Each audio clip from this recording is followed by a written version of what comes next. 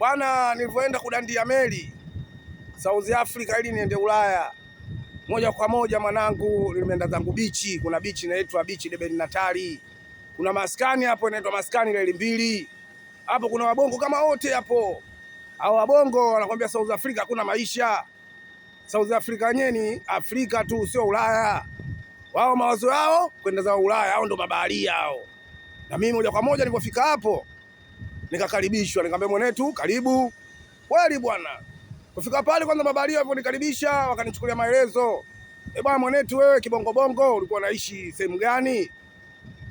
Nikamwambia Dar es Salaam Tanzania. Wakaniambia kabisa kama hujatokea Dar es Salaam inabidi tukusachi. Tukusachi sehemu zote, tukusachi ilizi. Sababu kuna watu kutoka zao mikoa ya Tanga, Bagamoyo, Morogoro na Kigoma. Hao wakienda bichi hawakai, wanawaacha wauni kwa sababu wanatoka huku bongo, wanatoka na ilizo, wanatoka kwa waganga wameloga. Kwenye meli mtu anajificha haonekani. Siku mbili tu utashangaa mtu kalandia meli, anapiga simu ipo Sweden, anapiga simu pale maskani bichi pale Reli Mbili. Mtu ipo za Norway, ipo za Uingereza, ipo Spain.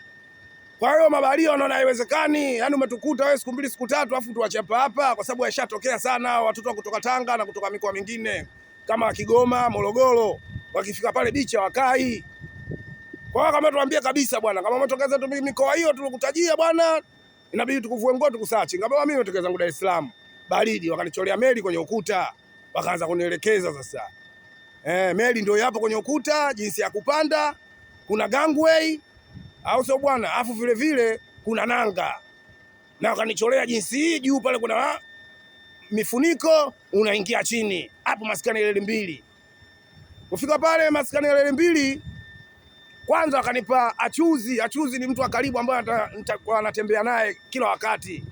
Nikienda zangu juu mjini kwenda kuchukua labda mboga, nyanya, na kila mtu pale ana kitengo chake. Yaani hapo kuna wabongo kama wote, wabongo kama laki na 50. Na kila siku wabongo wanapanda meli wanaondoka. Maona bwana, basi mimi dakika ya mwisho nilipopewa mwanangu anaitwa Omari, mtoto wa Mbagala Nzasa huyo. Huyo ndo achuzi wangu, nikawa natembea naye. Mimi kitengo nilichopewa cha kwenda kuchota maji, kuna sehemu panaitwa Madeni Wafu, kuna mageti ya kuchota maji kule, maji ya kunywa kuleta maskani pale Reli Mbili. Mabaharia ndo tunakunywa. Kila mtu ana kitengo chake, mwingine kuchukua mchele bandarini kwa ajili ya kula, mwingine kuchukua mboga, mwingine nyanya, wengine kupika, wengine kutafuta kuni. Lakini akili ni moja tu, kudandia meli kwenda Ulaya. Hatuna mpango wa kukaa South Africa kwa sababu South Africa ni Afrika sio Ulaya. South Africa hakuna maisha. Hiyo ndo kauli mbiu yetu mabaharia. Kweli bwana. Sasa katika kujaribu kupanda meli, siku ya kwanza mwanangu nimeingia zetu Madeni Wafu na mwanangu yule pale Omari, mtoto wa Nzasa, tukarukiwa. Katika kurukiwa papatu nini tukapolonyoka kwani tukarutina maskani. Maskani pale tukapata story, bwana meli sasa hivi upande Kijaujau, watoto wa Kitanga ndio wanaongoza kwa katika nchi ya watu wa Zanzibari, wapi wanatumia uchawi kupanda meli. Kwa hiyo hapa cha msingi hapa tunaenda kwetu kwa mganga, tutafute mganga ili atusaidie kutupa ilizi ya kupanda kwenye meli, usionekane ugeuke hata sisimizi au mjusi. Basi moja kwa moja mwanangu na mwanangu Omari tukabidi sasa tupandishe juu, tutafute mganga kwa sababu South Africa waganga wapo kama wote, waganga wenyewe wanaitwa Sangoma, waganga wa South Africa. Na maduka vifaa vya asili vya uganga, maduka yapo kama yote hapo South Africa. Na wanaupenda uchawi kinoma South Africa. Basi moja kwa moja sikuenda kwa mganga mimi na mwanangu. Kufika pale kwa mganga, tawile Kizulu, okay, woza bafeto.